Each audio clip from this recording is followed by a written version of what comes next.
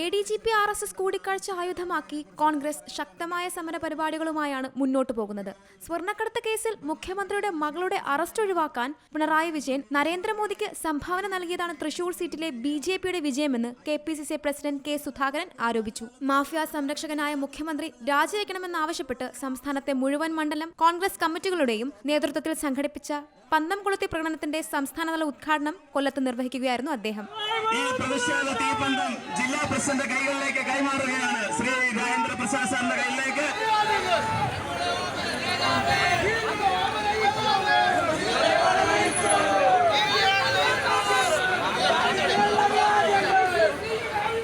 BJPയുടെ വിജയത്തിനായി മുഖ്യമന്ത്രിയുടെ വിശ്വസ്തനായ ADGP അജിത് കുമാറിനെ ഉപയോഗിച്ച് തൃശൂർ പൂരം കലക്കിയതാണെന്നും RSSന്റെയും പിണറായിയുടെയും ഇടയിലെ ദൂതനാണ് അജിത് കുമാറെന്നും സുധാകരൻ പറഞ്ഞു. ADGP അജിത് കുമാർ RSSന്റെ നേതാക്കളുമായി സംസാരിച്ചു എന്ന് പറയുന്നത് ഒരു വലിയ വിവാദമായി മാറി.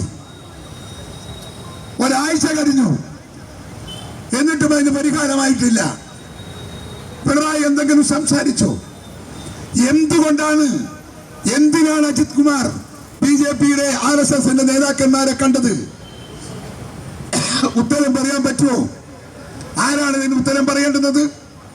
അപ്പോ എല്ലാ തരത്തിലും BJPയുടെ ഒരു അനുയായിയായി വളരെ അതിന് വിധേയനായി പ്രവർത്തിക്കുന്ന ഒരു രാഷ്ട്രീയ നേതാവായി സ്വന്തം വ്യക്തിത്വം ചവിട്ടി മെതിച്ച് കളഞ്ഞു കുളിച്ച് പിണറായി വിജയൻ അദ്ദേഹത്തിന്റെ കുടുംബത്തെ രക്ഷിക്കാൻ, ഭാര്യക്കും മക്കൾക്കും പണമുണ്ടാക്കാൻ, കുടുംബത്തിന് കോടാനുകോടികൾ ഉണ്ടാക്കാൻ ഈ ഭരണത്തെ ദുരുപയോഗം ചെയ്യുന്ന ഒരു ദരിദ്ര ഒരു മുഖ്യമന്ത്രി ഈ കേരളത്തിന് ആവശ്യമുണ്ടോ എന്ന് എന്റെ പ്രിയപ്പെട്ടവർ ആലോചിക്കണം. ആഭ്യന്തര വകുപ്പിന്റെ ക്രിമിനൽ വത്കരണം അവസാനിപ്പിക്കുക, വിലക്കയറ്റം നിയന്ത്രിക്കുവാൻ സർക്കാർ അടിയന്തരമായി പൊതുവിപണിയിൽ ഇടപെടുക, തൃശൂർ പൂരം കലക്കിയ ഗൂഢാലോചനക്കാർക്ക് എതിരെ നടപടി സ്വീകരിക്കുക എന്നീ ആവശ്യങ്ങൾ ഉന്നയിച്ചാണ് പ്രതിഷേധം തീപ്പന്തം പന്തംകൊളുത്തി പ്രകടനം കോൺഗ്രസ് നടത്തിയത്. DCC president P. Rajendra Prasad, നേതാക്കളായ ബിന്ദു കൃഷ്ണ, AK ഹഫീസ്, സൂരജ് രവി, കൃഷ്ണ വേണി തുടങ്ങിയവർ പങ്കെടുത്തു. ചിന്നക്കട ബസ് ബേയിൽ നിന്നും ആരംഭിച്ച പ്രകടനം പോസ്റ്റ് ഓഫീസിന് മുൻപിൽ സമാപിച്ചു. സി മലയാളം ന്യൂസ്, കൊല്ലം.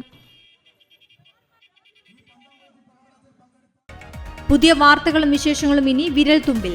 എല്ലാ ഡിജിറ്റൽ പ്ലാറ്റ്ഫോമുകളിലും ഇപ്പോൾ സി മലയാളം ന്യൂസ് ലഭ്യം.